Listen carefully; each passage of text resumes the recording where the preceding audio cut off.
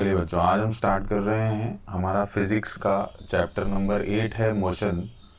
ठीक है, उसको हम स्टार्ट कर रहे हैं। तो आपको फिजिक्स जो है वो स्पेसिफिकली पहली बार इंट्रोड्यूस हुआ है, तो थोड़ा सा हमारे मन में डाउट रहता है, तो उस डाउट को बिल्कुल ना रखें दिमाग में। फिजिक्स बहुत इजी होता है, बस इन सारी चीज़ों को बड़े ध्यान से सुनिएगा और समझिएगा, तो आपको सारी चीज़ें बहुत अच्छे से समझ में आ जाएंगी। Continue to see the videos, है ना।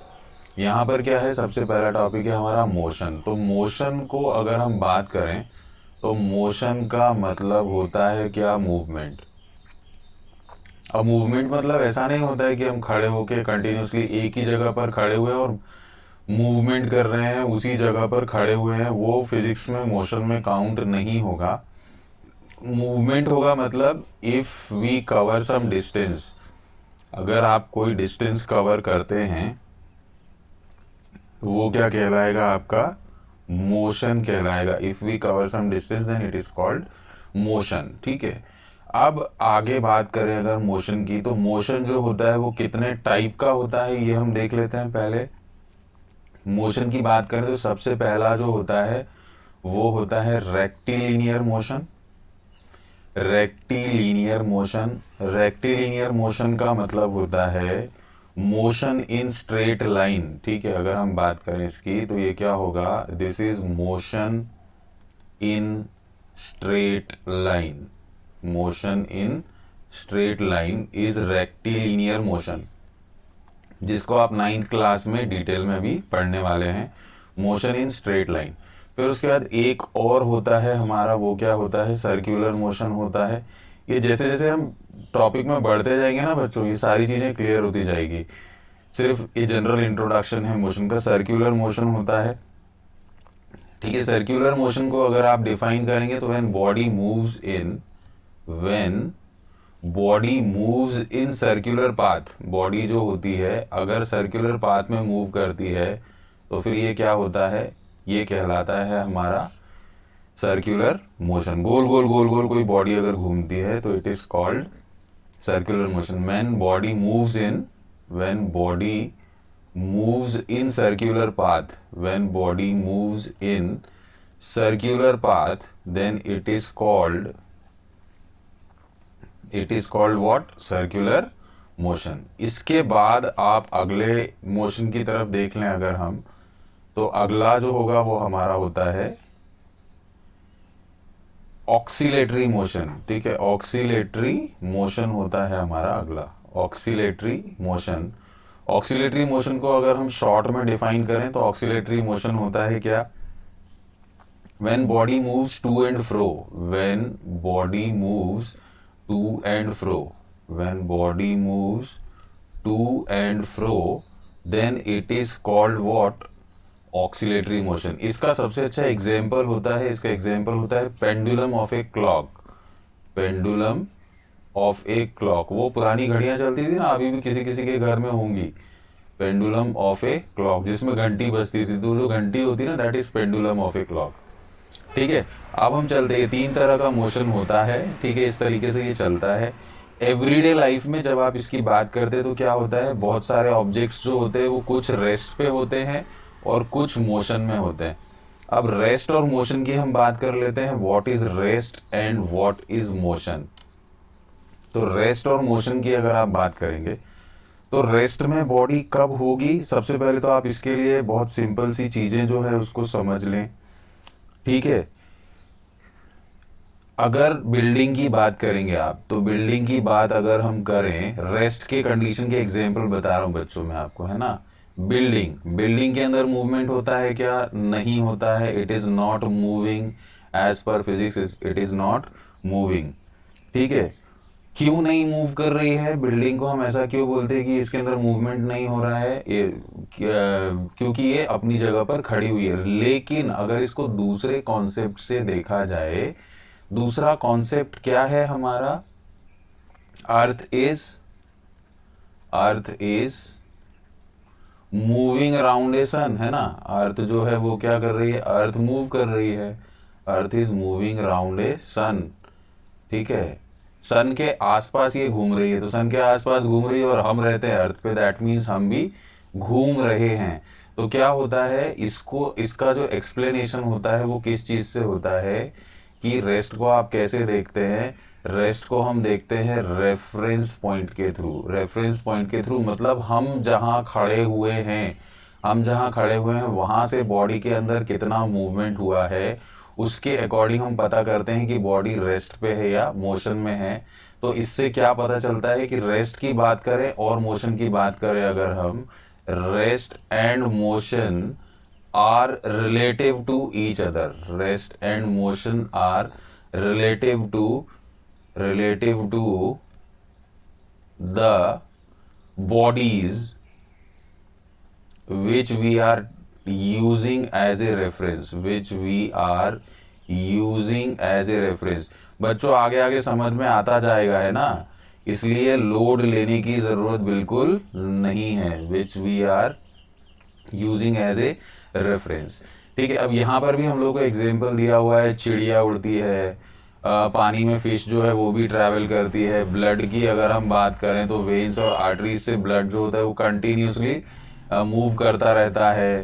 कार्स की बात करें तो कार्स के अंदर भी मूवमेंट होता है। ऐसे ही हम केमिस्ट्री में अगर बात करें तो एटम्स होते हैं, मोलिक्यूल्स होते हैं, प्लैनेट्स होते हैं, स्टार्स, गैलेक्सीज, ये सारे के सारे जो होते हैं ना ये मोशन में होते हैं। ये हमने छोटी क्लासेस में पढ़ा हुआ है। और अभी एटम्स और मोलिक्यूल्स जो होते हैं उनको हम डिटेल में पढ़ेंगे केमिस्ट्री के फर्स्ट चैप्टर में। फर्स्ट, सेकंड, थर्ड चैप्टर्स में एटम्स और मोलिक्यूल्स आपको क्लियर हो जाएंगे।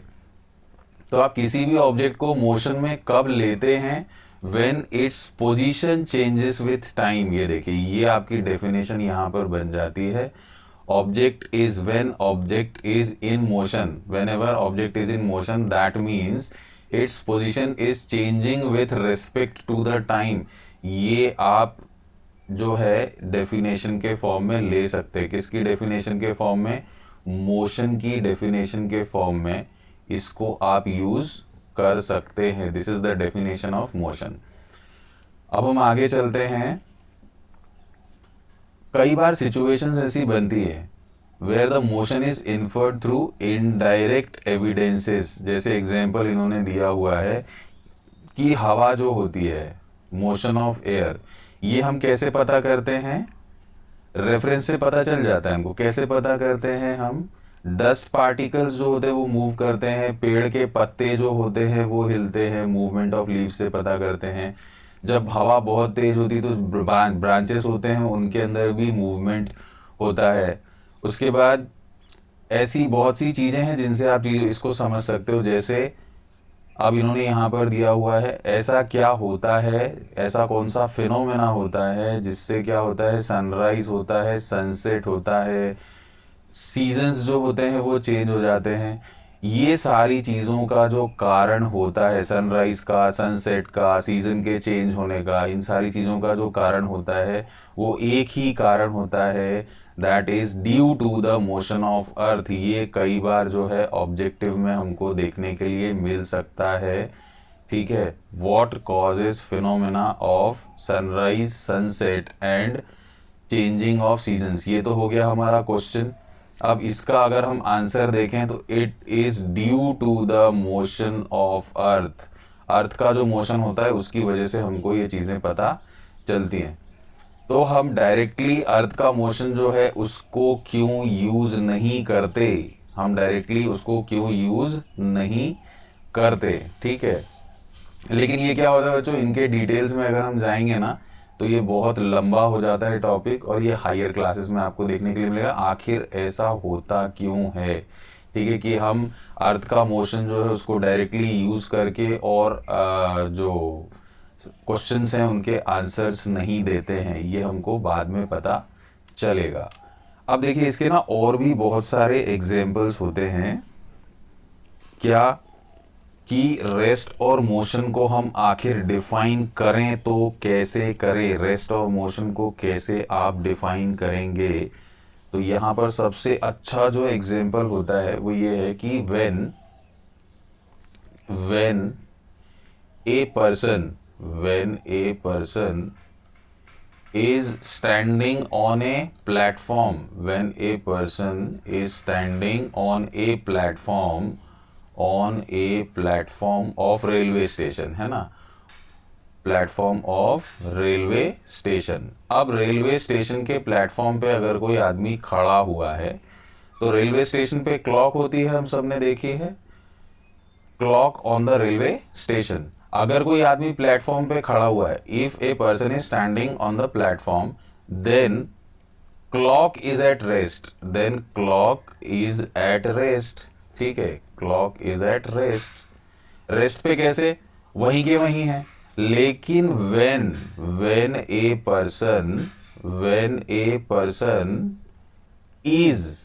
person is sitting in a moving train, when a person is sitting in a moving train, अगर किसी ट्रेन में बैठा हुआ है आदमी और वो अगर देखे कि भैया क्लॉक का क्या है, तो क्योंकि ये पर्सन जो है ये मूव कर रहा है, क्योंकि ये पर्सन जो है ये क्या कर रहा है, मूव कर रहा है, तो क्या होगा, घड़ी इससे धीरे धीरे दूर होती चली जाएगी, घड़ी जो है इससे धीरे धीरे दूर होती चली जाएगी। तो अगर हम इस पर्सन के रिस्पेक्ट में देखें, ठीक है, अगर हम इस पर्सन के रिस्पेक्ट में देखें तो clock is not moving but person is moving, तो क्या हो जाएगा, with reference to this person it is covering some distance. क्यों, क्योंकि ये मोशन में है, ये जो पर्सन है ये मोशन में है, तो since the person sitting in A train is in motion, since the person sitting in A train is in motion, so he feels that, or sees that, so he feels that clock is moving far from him, clock जो है वो उससे दूर जाती चली जा रही है, ठीक है। इसलिए हम बोलते हैं कि रेस्ट और मोशन की जब हम बात करते हैं तो यहाँ पर हम हमेशा बात करते हैं किस चीज़ की, कि कौन सी बॉडी जो है किसके रिस्पेक्ट में चल रही है और किसके रिस्पेक्ट में रुकी हुई है। अब आगे देख लेते हैं, ऑब्जेक्ट में appear to be moving for one person, ये देखिए जो मैंने आपको एग्जांपल दिया था, एक आदमी के लिए तो ऑब्जेक्ट जो है वो क्या है, मूव कर रहा है, और दूसरे के लिए वही सेम ऑब्जेक्ट जो है वो क्या है, मूव नहीं कर रहा है। जैसे अब यहाँ पर इन्होंने एग्जांपल दिया है, पैसेंजर्स जो मूव करते रहते हैं बस में, तो जो रोड के आसपास जो ट्रीज होती हैं वो ऐसा लगता है कि पीछे की तरफ जा रही हैं। अब यहीं पर अगर आप देखें कि कोई पर्सन जो है वो खड़ा हुआ है रोड के साइड पे, ठीक है, और वो बस को देख रहा है, तो क्या होगा, उसको ऐसा लगेगा कि पैसेंजर्स जो हैं वो मूव कर रहे हैं। A passenger inside the bus sees his fellow passengers to be at rest. अब देखिए कितनी कंडीशंस यहां पर निकल करके आ गई। पहली कंडीशन क्या है, पर्सन सिटिंग इन ए बस, ठीक है। तो with respect to that person trees are moving. ये देखिए क्या क्या चीजें मिलती है बच्चों हमको एक एक पैराग्राफ में। यहाँ पर क्या है, ये हो गया कि ट्रीज जो है वो मूव कर रही हैं उसके हिसाब से, ठीक है। अब यहाँ पर दूसरी चीज क्या हो गई, दूसरी चीज ये हो गई, if a person is standing on road side, है ना, if a person is standing on road side, जैसे हम लोग नहीं कई बार खड़े रहते हैं रोड पे और गाड़ियां निकलती है, तो क्या होता है, हमारे हिसाब से क्या हो रहा है, गाड़ी चल रही है, तो गाड़ी चल रही है मतलब क्या है, पैसेंजर्स जो है वो भी मूव कर रहे हैं, हमको पैसेंजर्स भी मूव करते हुए दिखेंगे। क्यों, क्योंकि वो कार में बैठे हुए हैं या बस में बैठे हुए हैं। तो वहां पर यहाँ पर इन्होंने यही दिया हुआ है कि a person standing on the road side perceives the bus along with the passengers as moving, ठीक है। अब इसके रिस्पेक्ट में, with respect to this person क्या होगा, बस इज मूविंग। यहां पर क्या थी कंडीशन, यहां पर जो पर्सन अंदर बैठा हुआ था उसके हिसाब से क्या था कि क्योंकि वो बस में बैठा हुआ है, बस मूव कर रही है, इसलिए उसको ट्रीज जो है वो कैसी दिखाई दे रही है कि ट्रीज भी पीछे की तरफ जाती जा रही है। यहाँ पर एक आदमी रोड पर खड़ा हुआ है, उसको दिखाई दे रहा है कि बस जो है वो चली जा रही है। अब तीसरी कंडीशन जो है इसमें वो क्या आ गई, passengers sitting in the same bus, passengers sitting in the same bus, in the same bus observes everyone, observes every passenger in a bus, every passenger in a bus at rest। जो लोग same बस में बैठे हुए हैं उनके हिसाब से जो लोग बस में बैठे हुए वो क्या है बच्चों, वो सारे के सारे रेस्ट की कंडीशन में हैं। तो क्या होता है, सारी चीजें जो होती है ना वो कैसे चलती है, वो चलती है as per the condition, as per the condition. कौन कहाँ खड़ा हुआ है, कौन कैसे देख रहा है, यही फिजिक्स का फंडा है। और इसी की वजह से थोड़ा सा कंफ्यूजन हमको होता है, लेकिन धीरे धीरे चलते चलेंगे तो आ जाएगा। ठीक है, अब हम चलते हैं अगले इस पे। Most motions are complex, some objects में मूव इन स्ट्रेट लाइन। देखिए कुछ ऑब्जेक्ट्स तो सीधे सीधे जाते हैं, कुछ ऑब्जेक्ट्स जो होते हैं वो सर्कुलर पाथ में चलते हैं। जैसे मान लीजिए मैं यहाँ पर ले लूँ कि मूवमेंट हो रहा है। अब मूवमेंट हो रहा है तो ये मान लीजिए मेरा एक पॉइंट है जहाँ से मैंने चलना शुरू किया। तो यहाँ से अगर मैं यहाँ तक चल जाऊँ और फिर उसके बाद और आगे बढ़ जाऊँ, एक आदमी यहाँ से यहाँ की तरफ चल जाए, ठीक है, तो ये हो गया ए से बी तक, ये हो गया ए से सी तक। अब देखिए इन दोनों की डायरेक्शंस जो है वो अपोजिट है, लेकिन दोनों के दोनों जो है वो जा किस में रहे, वो जा दोनों के दोनों स्ट्रेट लाइन में रहे हैं। ठीक है, ए से सी तक डिस्टेंस जो है वो अलग डायरेक्शन है, ए से बी तक डिस्टेंस जो है वो अलग डायरेक्शन है, लेकिन मूवमेंट जो है वो स्ट्रेट लाइन में ही है। अब मान लीजिए कोई बच्चा खेल रहा है, तो यहाँ से अगर उसने चलना शुरू किया, अब खेल तो रहा है तो वो ऐसे चल रहा है, मान लीजिए ऐसे चलेगा, चल के फिर वापस यहाँ आ जाएगा, फिर वापस यहाँ से मूव कर जाएगा, फिर वापस चलेगा, फिर वापस यहाँ आ जाएगा। ठीक है, ये देखिए यहाँ से चलेगा यहाँ आ जाएगा। तो ये क्या हो गया, ये सर्क्यूलर हो गया, गोल गोल गोल गोल गोल गोल कोई अगर घूम रहा है तो ये क्या हो गया, सर्क्यूलर हो गया। अब दूसरी चीज अगर हम देखें तो मोबाइल्स की बात अगर हम करें, when we talk about mobiles, mobiles में एक मोड होता है। क्या मोड होता है भाई, वाइब्रेशन मोड होता है। वाइब्रेशन मोड होता है, तो वाइब्रेशन मोड पे क्या होता है, मोबाइल जो होता है वो अपनी जगह पे मूव करता रहता है, अपने एक्सिस पे ही कंटिन्यूसली मूव करता रहता है। तो इस तरीके का जो वाइब्रेशन वाला जो मोशन है वो किस में आ जाएगा, वो रोटेशन में आ जाता है। सम में रोटेट एंड फ्यू में वाइब्रेट। कुछ वाइब्रेट होते हैं, कुछ क्या होते हैं, अपने एक्सिस पे रोटेट होते रहते हैं। अपने एक्सिस पे रोटेट होने का मतलब ये है कि मान लीजिए मैं यहाँ पर किसी चीज़ को रख दूँ, ठीक है, यहाँ पर किसी चीज़ को रख दूँ और इसके अंदर इलेक्ट्रिसिटी ट्रांसफर कर दूँ, यहाँ कुछ सर्कुलर सा लगा हुआ हो और ये वाली जो रॉड है ये गोल गोल गोल गोल अपनी जगह पर घूमती रहे, तो ये क्या हो जाएगा, ये रोटेशन में आ जाता है। कुछ चीज़ें ऐसी होती है जिसमें ये सारी की सारी चीज़ें जो होती है, तीनों ही तरह के मोशंस जो होते हैं उन सब का कॉम्बिनेशन हमको देखने के लिए मिल जाता है। तो इसमें सबसे पहले हम जो सीखने वाले वो क्या सीखने वाले हैं, हम सीखने वाले हैं ऑब्जेक्ट्स का मोशन। किसके अंदर, motion of objects in a straight line. तो we shall also learn to express such motions through, कुछ इक्वेशंस भी पढ़ेंगे हम इसमें, कुछ ग्राफ्स भी पढ़ेंगे, और उसके बाद लास्ट में आपको जो चीज़ पढ़ाने वाले हैं ये लोग, वो क्या पढ़ाने वाले हैं, they will teach us what is circular motion. चलिए अब यहाँ पर आता है नेक्स्ट चीज, डिस्क्राइबिंग मोशन। मोशन क्या होता है इस चीज को अब आप यहाँ पर सीखने वाले हैं। तो किसी भी ऑब्जेक्ट का जो लोकेशन होगा वो क्या करेंगे, हम एक रेफरेंस पॉइंट से इसको दिखाने की कोशिश करेंगे। रेफरेंस पॉइंट से दिखाने की कोशिश करेंगे मतलब क्या आ जाएगा यहाँ पर, जैसे ये है एक स्ट्रेट लाइन, यहाँ पर हम बहुत सारे पॉइंट्स जो हैं उसको हम बना लेते हैं। ये अब यहाँ पर हम नाम दे देते हैं, इसको दे दिया ए, इसको दे दिया बी, इसको दे दिया सी और इसको दे दिया डी। ये हमारे पॉइंट्स हैं। अब मान लीजिए रेफरेंस में कैसे लेने वाला हूँ वो देखिए। मान लीजिए ये पॉइंट है ए, यहाँ से एक पर्सन चलना शुरू होता है जिसका नाम है क्या, राम ले लेते हैं। चलिए, एक पर्सन है राम, यहाँ से चलना शुरू करता है। ये वाला जो जगह है ये है 2 मीटर का, ये है 3 मीटर का और ये है 1 मीटर का। अब ये यहाँ पर चला, तो यहाँ से चला तो क्या हुआ, ए से बी पे गया, बी से सी पे गया, सी से डी पर गया।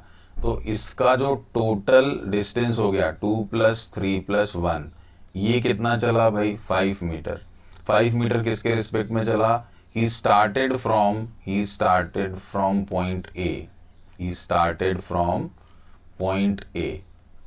point A से इसका डिस्टेंस कितना हुआ, he started from point A, इसका डिस्टेंस हुआ 5 मीटर्स। अब मान लीजिए कोई एक दूसरा आदमी है, वो यहाँ से चलना शुरू हुआ, ठीक है। ये यहाँ से A से कहाँ तक आ गया है, ये D तक आ गया, A से D तक आ गया, तो A से D तक का डिस्टेंस हुआ 5 मीटर। अब कोई आदमी बी से चला और फिर उसको डी पे पहुंचना है, तो कोई आदमी बी से चला और डी तक पहुंचा, तो अब मैं क्या लेने वाला हूं, distance B D, second person के लिए। सेकेंड पर्सन का नाम मैं ले लेता हूं श्याम। तो बी डी जो है वो क्या हो गया, 3 + 1 हो गया 4 मीटर, ठीक है। अब देखिए, अब रेफरेंस पॉइंट क्या है, with respect to point B कितना हो गया डिस्टेंस इसका, 4 मीटर हो गया।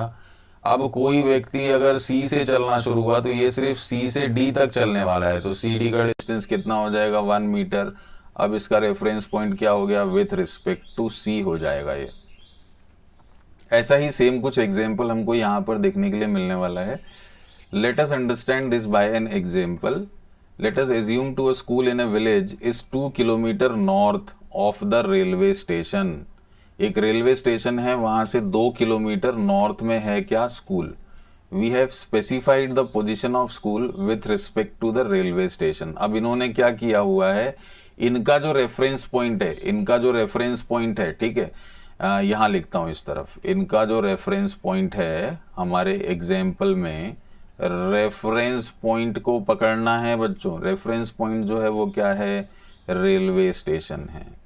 Reference point is railway station. यहां पर कहां तक जाना है, रेलवे स्टेशन टू कहां तक जाना है, स्कूल तक जाना है, रेलवे स्टेशन टू स्कूल। अब यहां पर इन्होंने ये भी दिया हुआ है कि नॉर्थ में है, ठीक है, स्कूल जो है वो कहां पर है, नॉर्थ में है, ये भी हम लोगों को यहां पर दिया हुआ है। We could have also chosen other reference points according to our convenience। अब देखिए, सारे बच्चे जो हैं वो एक ही जगह से तो स्कूल जाने वाले नहीं है। कोई रेलवे स्टेशन के पास से जाएगा, कोई बाजार के पास से जाएगा, कोई और अलग जगह से जाएगा। तो जैसे अब मान लीजिए ये यहाँ पर ले लेता हूँ मैं, है ना, ये एक ले लिया मैंने पोजीशन, ठीक है। यहाँ पर मैं डायरेक्शंस ले लेता हूँ। अब यहाँ पर मैंने मान लीजिए ले लिया रेलवे स्टेशन, ये मेरा है रेलवे स्टेशन। यहां से आदमी नॉर्थ की तरफ अगर जाएगा, यहां से आदमी अगर नॉर्थ की तरफ जाएगा तो ये इस तरफ जाएगा, इस डायरेक्शन में जाएगा, स्ट्रेट लाइन में। साउथ की तरफ जाएगा तो इस डायरेक्शन में जाएगा। अब यहां पर क्या हो जाएगा, एक ईस्ट हो जाएगा और एक वेस्ट हो जाएगा। ये ईस्ट हो गया और ये वेस्ट हो गया। कोई आदमी रेलवे स्टेशन से इधर जाएगा तो वेस्ट की तरफ जाएगा, इधर जाएगा तो ईस्ट की तरफ जाएगा। अब हम ना स्कूल को पकड़ लेते हैं कि स्कूल यहां कहीं पर है, स्कूल यहां कहीं पर है। अब रेलवे स्टेशन से जो आदमी चला, मान लीजिए ये रेलवे स्टेशन है, ये हमारा मार्केट प्लेस है, ठीक है, ये हमारा कोई ऐसा मोहल्ला है, ठीक है, नाम दे देते हैं हम, कुछ भी नाम दे दीजिए इसको, ठीक है। ये कोई एक सोसाइटी है, मान लीजिए कोई एक बिल्डिंग है, ठीक है, यहाँ से चलेगा। अब देखिए यहाँ पर हमारे पास रेफरेंस पॉइंट अलग अलग आदमी के लिए अलग अलग हो जाएंगे। जो रेलवे स्टेशन से चला वो तो ऐसा आया, अब इसका डिस्टेंस अलग हो गया, चला स्ट्रेट लाइन ही, इसका डिस्टेंस अलग हो गया। एक व्यक्ति सोसाइटी से चला, उसको भी स्कूल ही पहुंचना था, तो वो यहाँ ऐसे आ जाएगा। और एक मार्केट से चला तो ये यहाँ तक ऐसे आ जाएगा। अब यहाँ पर देखिए हर व्यक्ति के लिए जो रेफरेंस पॉइंट है वो अलग अलग है। तो फर्स्ट पर्सन के लिए रेफरेंस पॉइंट हो गया हमारा, फर्स्ट पर्सन के लिए रेफरेंस पॉइंट हो गया हमारा, क्या हो गया, फर्स्ट पर्सन के लिए रेफरेंस पॉइंट हो गया रेलवे स्टेशन। तो ये रेलवे स्टेशन से चला, कहाँ तक चलना है भाई इसको, स्कूल तक। फिर दूसरे वाले सेकेंड पर्सन के लिए, सेकेंड पर्सन के लिए जो रेफरेंस पॉइंट होगा, अब ये जो रेफरेंस पॉइंट होगा ना बट्टो, इसको हम ओरिजिन भी बोल सकते हैं, जहाँ से हम शुरू करते हैं ना इसको हम ओरिजिन भी बोल सकते हैं। तो रेफरेंस पॉइंट और ओरिजिन एक ही चीज़ होगी। तो यहाँ पर ये ओरिजिन, अब नेक्स्ट वाले का ले लेते हैं हम। ओरिजिन क्या है इसका, इसका सेकेंड पर्सन का ले लिया हमने मार्केट, मार्केट से चला, ये मार्केट प्लेस से। थर्ड पर्सन जो है वो कहाँ से चला, सोसाइटी से चला। थर्ड पर्सन कहाँ से चला, सोसाइटी से चला। तो क्या हो जाएगा, इसके लिए रेफरेंस पॉइंट मार्केट हो गया, इसके लिए रेफरेंस पॉइंट रेलवे स्टेशन हो गया, और इसके लिए रेफरेंस पॉइंट जो है वो क्या हो जाएगा, इसके लिए रेफरेंस पॉइंट जो होगा वो सोसाइटी हो जाएगा। और तीनों का रेफरेंस पॉइंट क्योंकि अलग अलग है, तो तीनों का डिस्टेंस जो होगा वो भी अलग अलग होगा। और तीनों के तीनों चल किस में रहे हैं, स्ट्रेट लाइन में ही चल रहे हैं। ठीक है, चलिए आगे चलते हैं। Motion along a straight line, the simplest type of motion is the motion along a straight line. इसमें ज़्यादा दिक्कत नहीं आती है। We shall learn first learn to describe by this by an example. एक ऑब्जेक्ट है वो मूव कर रहा है किसमें, स्ट्रेट पाथ में। तो object start its journey from O. देखिए अब ऑब्जेक्ट कहाँ से चलना शुरू हो रहा है, यहाँ पर बेटा डिस्टेंस भी दिया हुआ है ना। ऑब्जेक्ट चलना शुरू हुआ इस पॉइंट से, तो इस पॉइंट से चलना शुरू हुआ, तो ये या तो कहलाएगा रेफरेंस पॉइंट या फिर कहलाएगा origin, which is treated as reference point. अब A, B and C represent the position of object at different instants. अब देखिए ये एक क्या है, पॉइंट ए है, ये सारा डिस्टेंस जो है ये 6 किलोमीटर में दिया हुआ है। तो यहाँ पर हम ले लेते हैं ओ ए जो है वो है हमारा कितना, 60 किलोमीटर। ओ से ए तक का डिस्टेंस जो है वो कितना है, 60 kilometre. Distance from O to A, distance from O to A is what, 60 kilometre. अब क्या, सी को देख लीजिए, सी का डिस्टेंस क्या है, ओ से सी तक का distance, O C is equal to कितना है, 25 किलोमीटर है।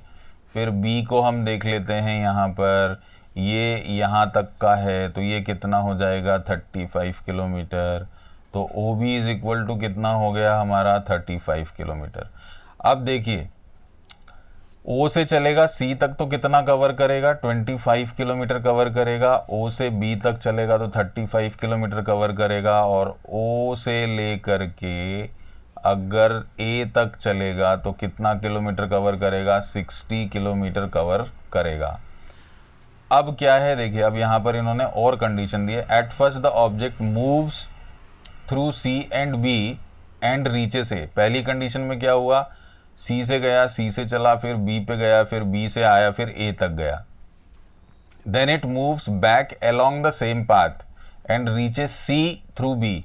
अब क्या होगा, ये ए से चला, अब देखना इसका डायरेक्शन चेंज हो गया बच्चों। चल तो ये स्ट्रेट लाइन में ही रहा है, लेकिन इसका डायरेक्शन चेंज हो गया। अब ये ए से सी तक आया है, ये ए से सी तक आया है तो क्या हो जाएगा, ए से सी तक आया तो क्या हो जाएगा, देखिए डिस्टेंस निकालते हैं हम इसका, है ना।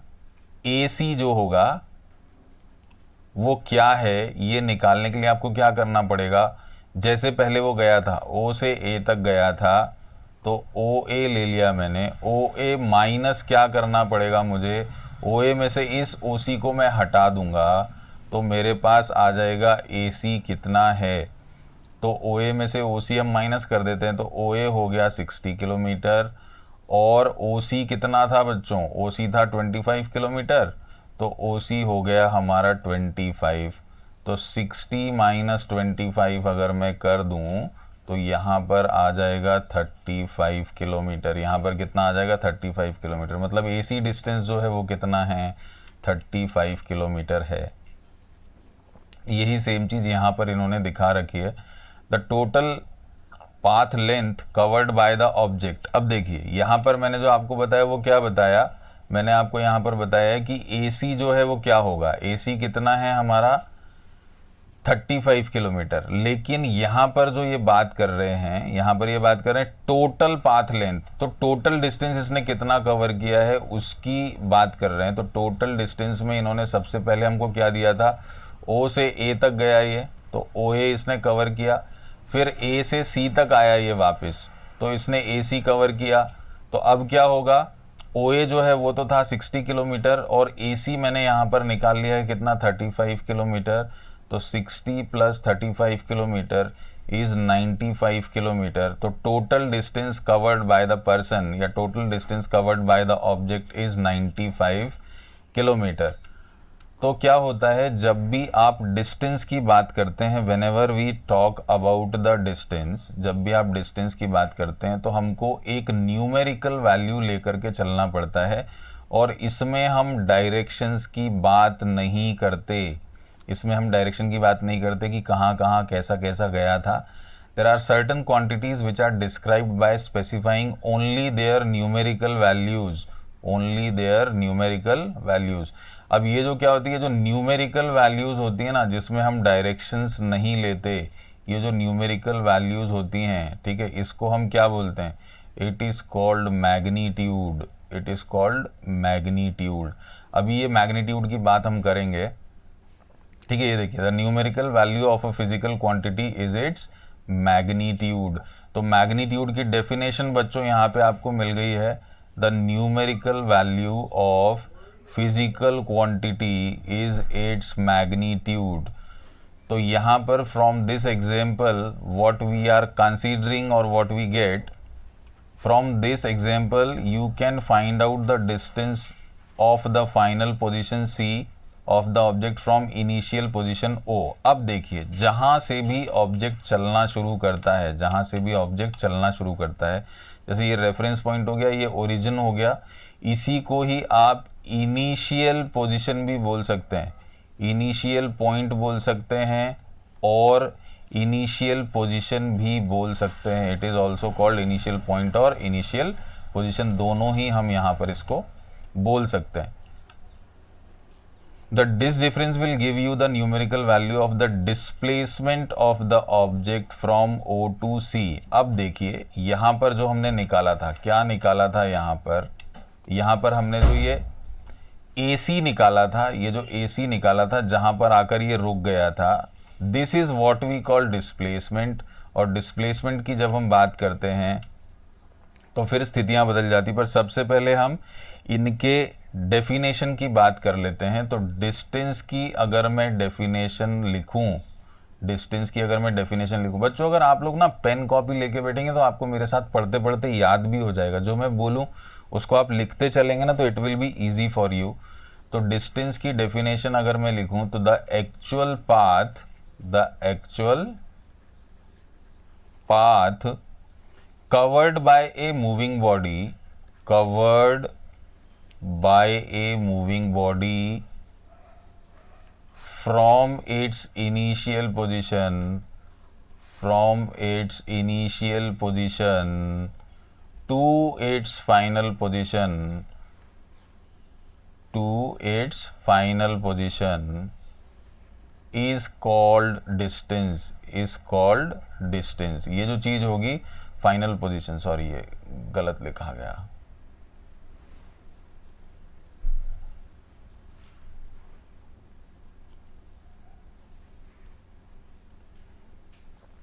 फाइनल पोजीशन तक जो बॉडी कवर करेगी डिस्टेंस को, ठीक है, is called distance covered by the body. क्या कहेंगे बच्चों इसको, distance covered by the body. इसका बहुत सीधा सा एग्जाम्पल फिर से मैं आपको दे देता हूँ। यहाँ पर A से चले हम A B C, अब बॉडी यहाँ पे मैं ले लेता हूँ 5 मीटर्स, यहाँ पे मैं ले लेता हूँ 3 मीटर्स। तो बॉडी चली ए से ए टू सी, जब आप जाओगे ए से गए सी तक और फिर सी से आए बी तक, तो डिस्टेंस जो होगा टोटल इसका वो क्या होगा 5 प्लस 3, क्योंकि ए से सी तक गया फिर सी से बी तक आया, तो 5 प्लस 3, तो ये हो जाएगा 11 मीटर। तो ये चीज़ आपकी क्या कहलाती है, this is what we call distance. अब नेक्स्ट जो चीज़ हमको नेक्स्ट पैराग्राफ में देखने के लिए मिलती है दैट इज डिस्प्लेसमेंट। तो can the magnitude of the displacement be equal to the distance travelled by an object. ठीक है, अब हम सबसे पहले तो यहाँ पर और पकड़ लेते हैं, डिस्प्लेसमेंट को पकड़ लेते हैं। तो डिस्प्लेसमेंट में क्या होता है, पहले तो इसकी डेफिनेशन को समझें आप, तो आपको और अच्छे से समझ में आएगा। Displacement is the shortest distance between the shortest distance between the initial position and the final position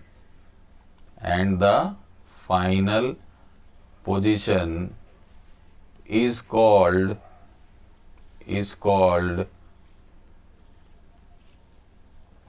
displacement of the object, is called displacement of the object। ये तो ही हमारी किसकी डेफिनेशन, डिस्प्लेसमेंट की डेफिनेशन हो गई। ठीक है, अब क्या यहां पर डिस्प्लेसमेंट की जब हम बात करते हैं तो फिर से आप एग्जाम्पल को ले लें, ऊपर वाला ही एग्जाम्पल अगर आप ले लेंगे जो हमने अभी सॉल्व किया था। ठीक है, जैसे ये था, यहां पर मैं आपको दिखा देता हूं, ये जो AC था, ये जो आपने AC जो फाइंड किया था, ठीक है, इसको आप क्या कर सकते हैं। अब देखिए इसी को मैं लेकर के चलता हूं, जैसे मान लीजिए मैं O से लेकर के कहां तक आया, O से A तक आया था, O से A तक आया था। अब देखना बच्चों, डिस्प्लेसमेंट वाला जो मामला मैं आपको बता रहा हूं ना, उसका कलर चेंज हो जाएगा, है ना। यहां पर अगर मुझे किसी पर्टिकुलर आदमी का डिस्प्लेसमेंट बताना है तो इसका जो इनिशियल पोजीशन था वो ये है। अब ये कितना भी घूम फिर के आया हो, ओ से ए तक गया, ए से बी तक आया, ठीक है, फिर बी से सी तक आया, तो ये रुका कहां पर, ये रुक गया सी पे। तो ये क्या हो गई, इसकी फाइनल पोजीशन हो गई, ये क्या हो गई, इसकी फाइनल पोजीशन हो गई। ठीक है, तो इनिशियल पोजीशन और फाइनल पोजीशन के बीच में जो डिस्टेंस होगा, मतलब ये जो OC होगा, ये क्या कहलाएगा आपका, दिस इज डिस्प्लेसमेंट। मतलब ऑब्जेक्ट कहां से चला और कहां आकर के रुक गया, उस चीज को जब हम लेकर के चलेंगे तो वो चीज क्या कहलाएगी, वो चीज कहलाएगी डिस्प्लेसमेंट। यही सेम चीज जो है ये इन्होंने नीचे हमको बता रखी है। देखिए कैसे, can the magnitude of the displacement be equal to the distance travelled by an object. अगर कोई बॉडी स्ट्रेट लाइन में ही चल रही है तो फिर डिस्टेंस और डिस्प्लेसमेंट जो होगा वो इक्वल होगा। Consider the example given in for the motion of the object from O to A, and distance covered is 60 kilometer and the magnitude of displacement is also 60 kilometer। देखिए O से A तक गया 60 kilometre था जो हमने लिया था, फिर अब हमने डायरेक्शन की तो कोई बात की ही नहीं, मतलब ना ही वापिस आया ना ही कहीं गया, तो ये O से लेके A तक जो ये गया, ठीक है, और ये जो इसने डिस्टेंस कवर किया है, तो यहाँ पर डिस्टेंस और डिस्प्लेसमेंट जो है वो दोनों सेम हो जाएंगे। जब हम सीधे सीधे चले जा रहे हैं तो डिस्टेंस और डिस्प्लेसमेंट जो होता है वो क्या होता है, सेम होता है। जब हम डायरेक्शन की बात नहीं करते तब डिस्टेंस और डिस्प्लेसमेंट जो होता है वो सेम होता है। During its motion from O to A and back to B। अब देखिए ये O से A तक गया और फिर उसके बाद B तक वापिस आ जाए, तो डिस्टेंस जो होगा वो तो 85 किलोमीटर हो जाएगा, डिस्टेंस जो होगा वो तो 85 किलोमीटर हो जाएगा, लेकिन डिस्प्लेसमेंट इसका जो है वो बदल जाएगा। अब देखिए इस एग्जांपल को अगर मैं छोड़ दूं तो मैं आपको दूसरा एग्जांपल बताता हूं। यहां पर मान लीजिए मेरा पॉइंट है O, यहां से मैं चलना शुरू करूं, ये A, ये B और ये C, ऐसी मेरी कंडीशन है। तो O से लेकर C तक तो अगर मैं सीधा चला जाऊं तो ओसी ने जितना भी डिस्टेंस कवर किया हो, जैसे मैं सबको 2 मीटर ही ले लेता हूँ, चलिए ये भी 2 मीटर, ये भी 2 मीटर, तो यहाँ पर 2 + 2 + 2 कितना हो गया बच्चों, 6 मीटर हो गया यहाँ पर। तो ये आ गया हमारा 6 मीटर। ठीक है, अब ये जो 6 मीटर होगा, ये डिस्टेंस भी है और डिस्प्लेसमेंट भी है, क्योंकि यहाँ पर हमने बात की ही नहीं, किसकी बात नहीं की, डायरेक्शन की बात की ही नहीं। लेकिन अब क्या हो जाए, ये वापस आ जाए साहब, ये वापस आ गया बी तक, तो अब क्या हो गया, अब इसकी इनिशियल पोजीशन जो है वो क्या हो गई, ओ हो गई, और फाइनल पोजीशन जो है वो क्या हो गई। अब देखिए वापस भी आया ना डायरेक्शन चेंज करके, तो इसकी फाइनल पोजीशन जो है वो क्या हो गई, बी पे आ गई। तो अब क्या हो जाएगा, डिस्टेंस, डिस्प्लेसमेंट 2 + 2। तो यहां पर डिस्प्लेसमेंट जो है वो कैसे निकालेंगे आप, डिस्प्लेसमेंट इज क्या, शॉर्टेस्ट डिस्टेंस, तो ये क्या हो गया, डिस्प्लेसमेंट हो गया इसका ओबी, तो ये कितना आ जाएगा, 4 मीटर्स आ जाएगा। ये डिफरेंस होता है डिस्टेंस में और डिस्प्लेसमेंट पे। तो अगर आप सीधे सीधे जा रहे हैं, कोई भी डायरेक्शन चेंज नहीं कर रहे, when we are not changing the direction, when we are not changing the direction,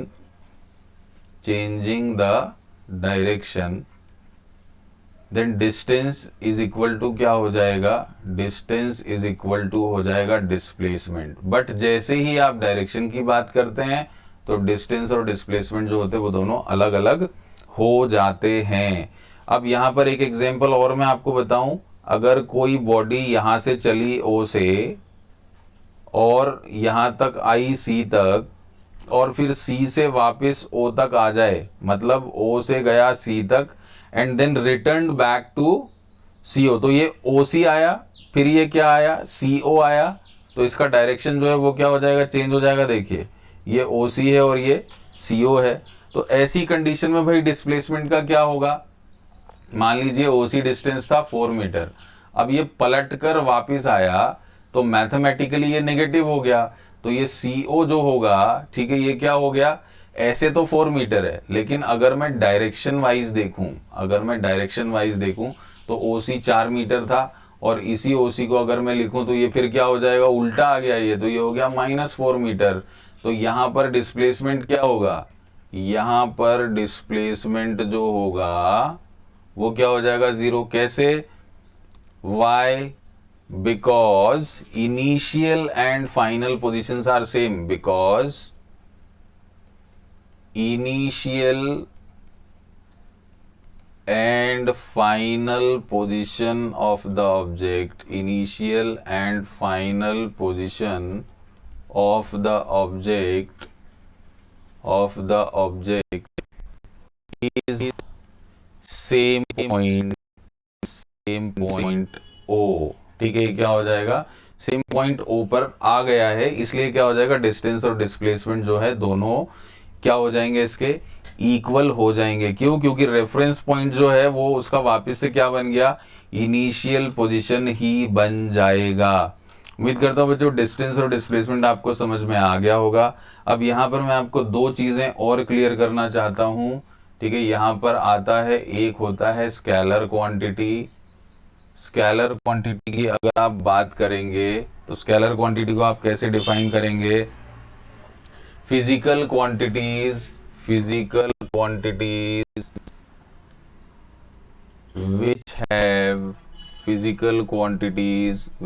have magnitude only, ठीक है, which have magnitude only, तो ये क्या हो जाएगा हमारा,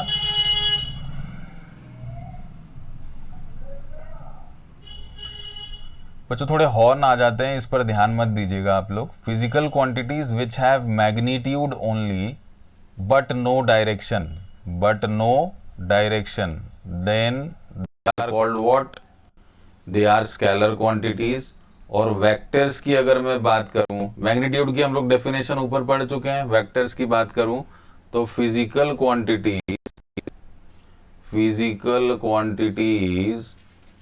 which have magnitude and direction both,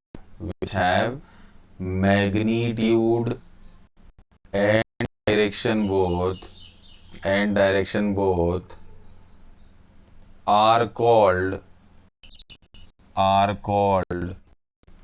vector quantities, are called vector quantities। अब यहाँ पर अगर आप इसको समझना चाहें तो इसका एग्जाम्पल क्या हो जाएगा, यहाँ पर इसका एग्जाम्पल है डिस्टेंस, इसका स्केलर क्वांटिटी का, और इसका एग्जाम्पल हो जाएगा डिस्प्लेसमेंट।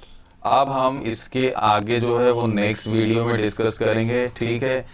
अगर आप लोगों को समझ में आया हो तो अपने फ्रेंड्स को ज़रूर शेयर कीजिए। Thank you.